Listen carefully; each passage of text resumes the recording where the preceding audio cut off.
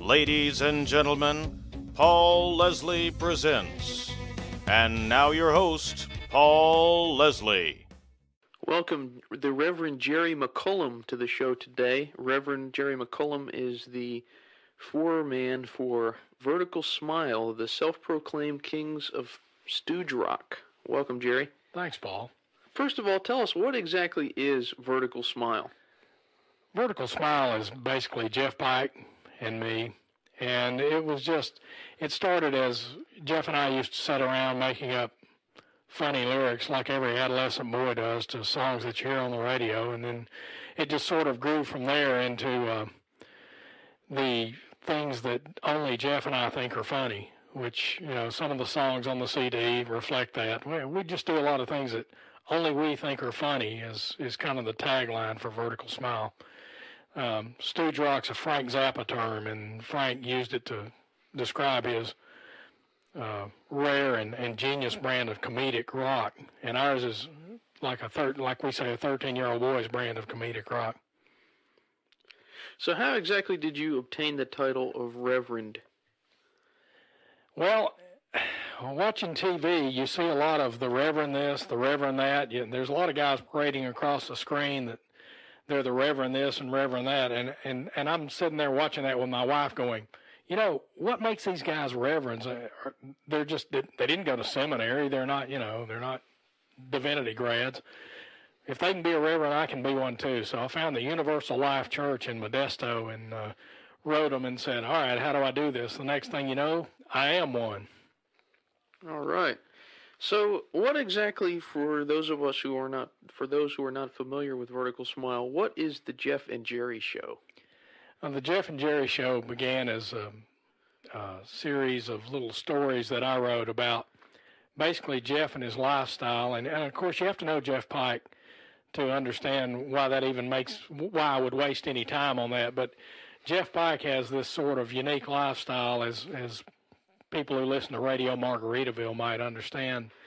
And it lends itself to comedy, if at least in my view, and to ridicule, which is what it was always all about. And of course, Jeff's in on this from the beginning, and so Jeff enjoyed it probably more than any other person, which just fueled the fire, and more stories got written about his exploits and things he had done with women, guitars, animals, booze, you name it, and it just went on from there. And that it's pretty amazing, though. People walk up to me and say, oh, I read the Jeff and Jerry Show, and it's really bad. Oh, you talk about women so badly. No, I haven't talked about any woman badly. I've talked about Jeff badly, but he laughed about it, so, it seems okay to me. And so what inspired the first album, Pelvic Associates?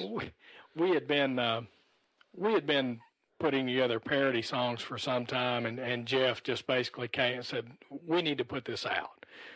Jeff's got some CDs out, so he was more familiar with the mechanics of how we could do that, and it just worked out. He said, let's put all these together, write a few more, let's throw them out there. If people buy them, fine. If they don't buy them, fine. So it was this self-financed CD project.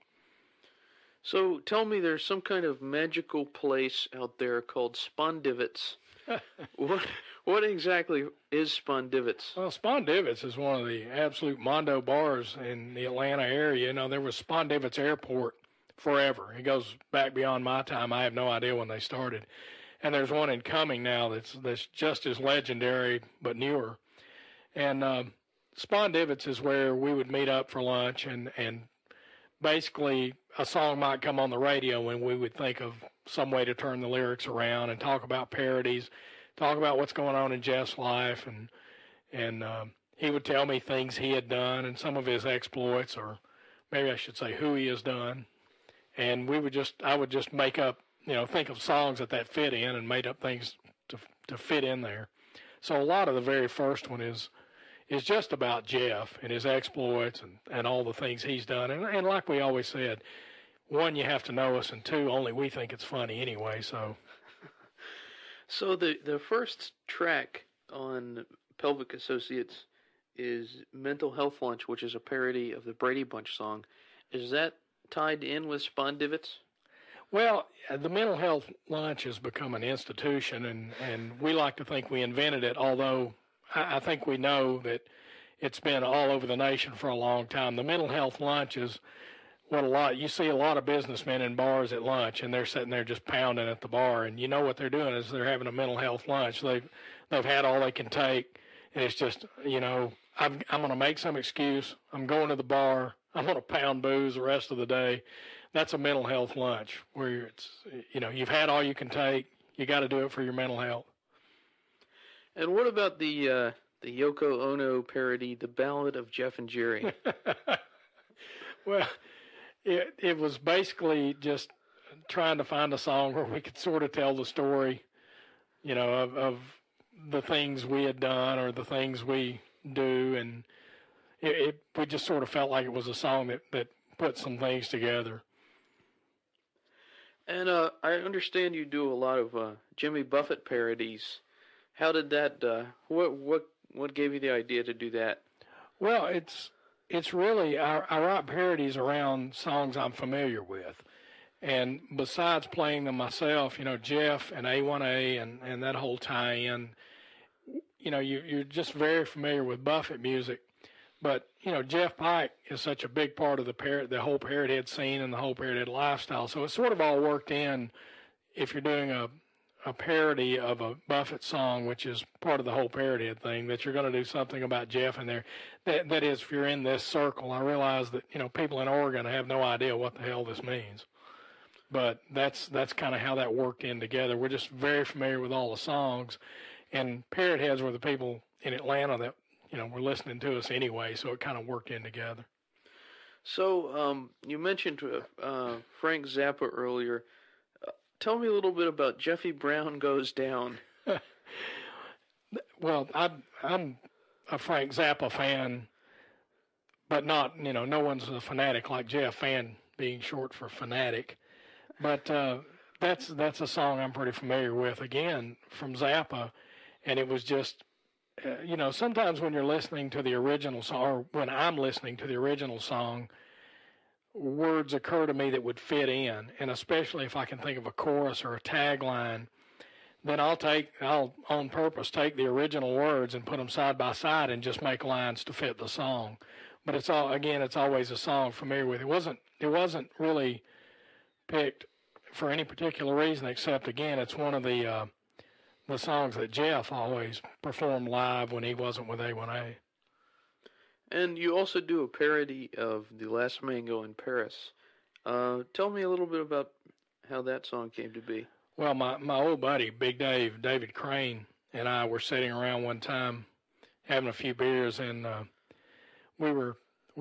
he sort of participates in the making up lyrics thing, and we were just sort of talking. We were listening to a CD, I think, and we just sort of talked about.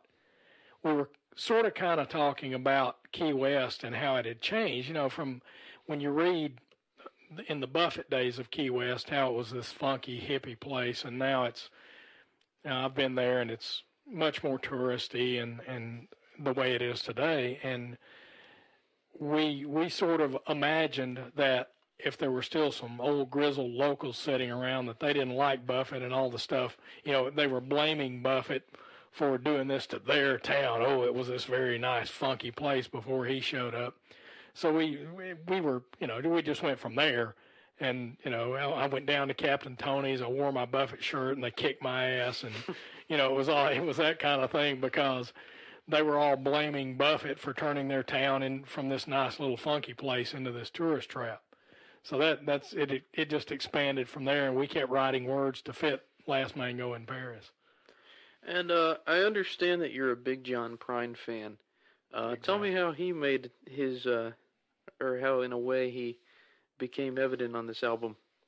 Well, John Prine is, besides being just a tremendous American treasure, he's I started listening to John Prine probably about age 13, just because Jeff calls me the word man sometimes, and I'm just, John Prine, paints pictures. He's just that lyricist kind of guy that I wish I was. And I know tons of John Prine songs going back to the days when I actually used to play music a lot when I was in college playing at Aunt Charlie's and some of the places around Atlanta. You could do a ton of John Prine songs, and people love that sort of thing because they're humorous, they're poignant. There's a lot of things with John Prine songs. Well, it sort of fit when I started doing Let's Talk Dirty in Hawaiian, which has become one of his standards, I guess. It just sort of fit into the general theme of Parrothead, tropical, that sort of thing. And we decided to put that one on the album straight. I wouldn't parody a John Prine song anyway, but it fits the general theme. And I understand that the former coral reefer, the harmonica player for Jimmy Buffett, Greg Fingers Taylor, even made an appearance on this album. He did.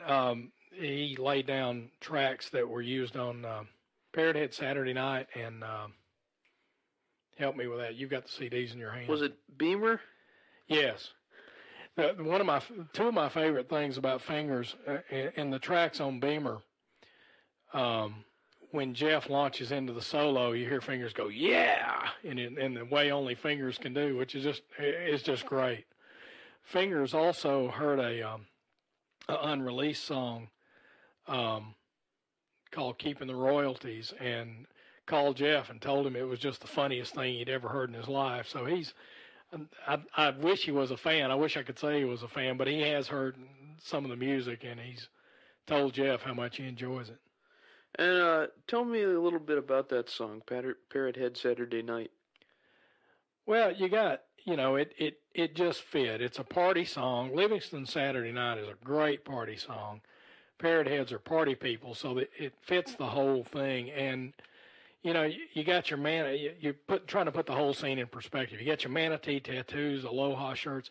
I had just seen at somewhere we were playing for Parrotheads, some girl showed me a manatee tattoo, and it was just this gray blob on her shoulder. You couldn't tell what it was. It looked like somebody had stuck their used gum there or something. And I'm like, well, as tattoos go, I'm not sure. So I was like, well, what is that? Oh, it's a manatee. Isn't it great? And well, okay.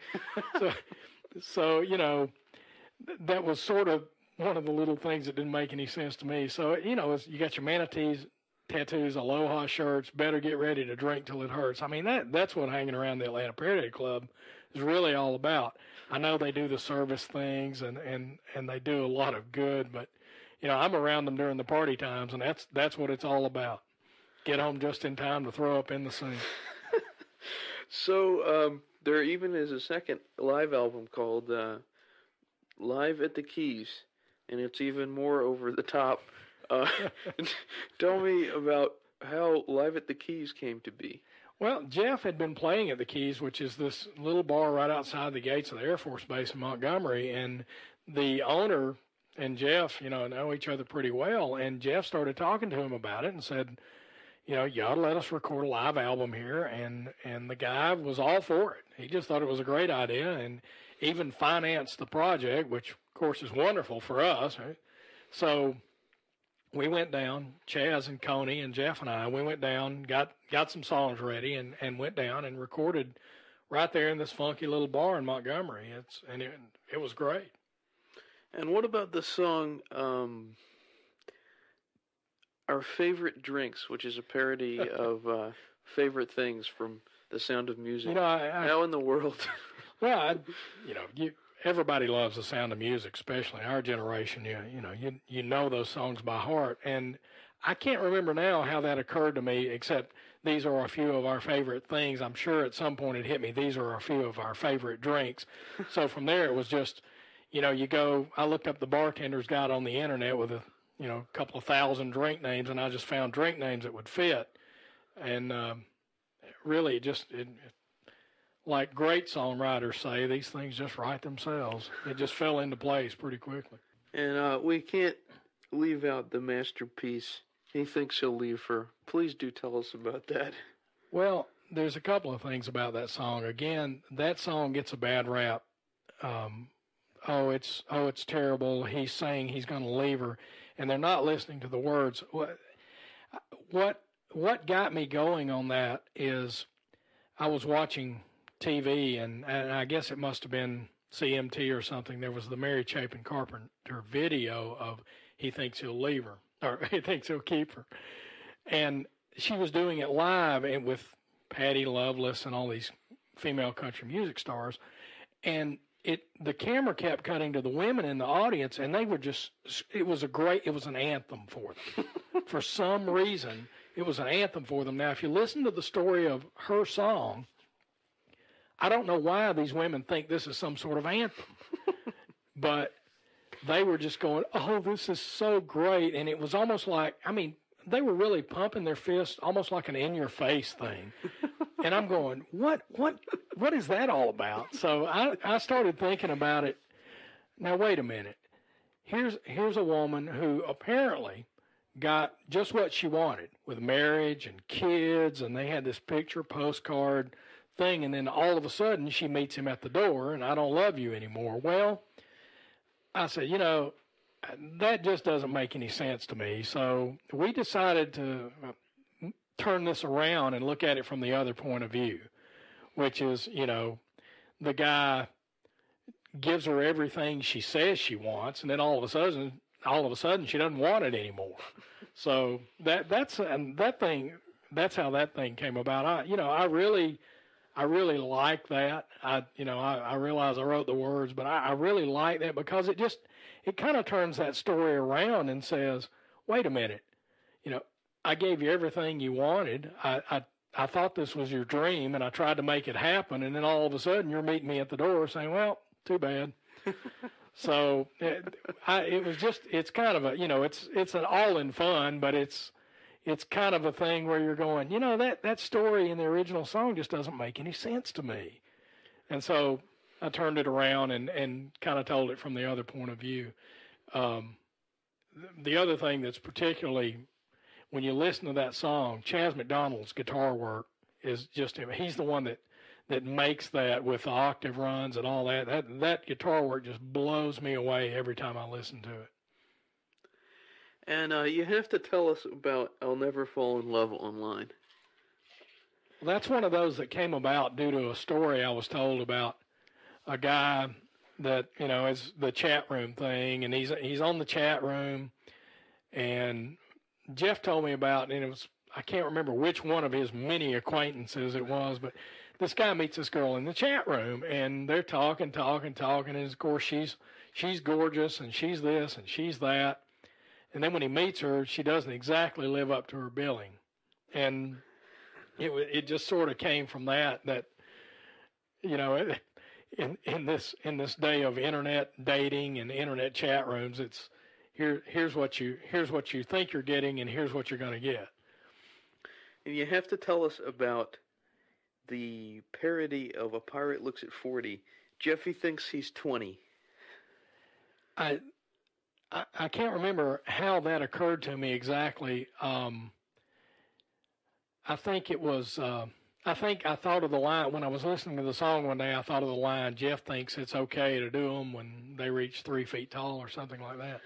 So I just sort of fiddled with it and wrote the whole song. But the best thing about that song is Jeff was playing in Buckhead at, I can't remember the name of the Irish pub, but it's that McDuff's or McSomething, of course. And I went down to see him, and I had that thing scribbled out on napkins or a scrap piece of paper or something, and Jeff was playing solo. Well, there was some girl he had met just prior to this, and they were a big, things were really happening between them and all that. And I told Jeff there was a song I wanted to do during his break, so it was all set up. He had no clue. I went up there, taped my scrap of paper to the stand, and went up and started doing Jeffy Thinks He's 20. And Jeff's standing over with this new flame of his, and the next thing you know, she's moved about 20 feet away. When she hears the words to this song, Bend You Over in Hemingway's, and she's like, she's getting as far away from him as she can. So he went over to talk. Of course, he's dying laughing, and he went over and talked to her, and she was just like, "Get away from me!" So the best thing about that song is how it was presented. And for the listeners at home, Could you please tell us what exactly is said at the very end of He Thinks He'll Leave Her? And please do it in the voice. Well, that, everybody says, oh, you're doing Cartman. That's Jeff and another one of his old girlfriends after they had broken up. Of course, she calls back and wants him back and says, I made a mistake. I'm coming back home. I miss you. I think about you every day. So it was that sort of thing. That's sort of, that's a parody of their voices is what it is. It's that begging little, well, I think about you all the time, and I've made a big mistake, and I want to come back. So that's what's going on at the end of that. And that voice makes an appearance in another song entitled He's Just So Nice. I can't help myself. That's written about our favorite fictional drummer, and not Henry, but it's a story as it was told to me about a little tryst between the drummer and a certain female, and again, that came about because when Jeff was telling me the story, he literally was asking this girl, how can you do this? Don't you know this? Don't you know that? How can you do this? And when Jeff told me, it said her answer was, well, he's just so nice. Which just, again, the little Cartman thing came in there and off it went. It kind of wrote itself. I can't sing that song, so Chaz sang it for us. All right. It was a pleasure to have you on the show, Jerry.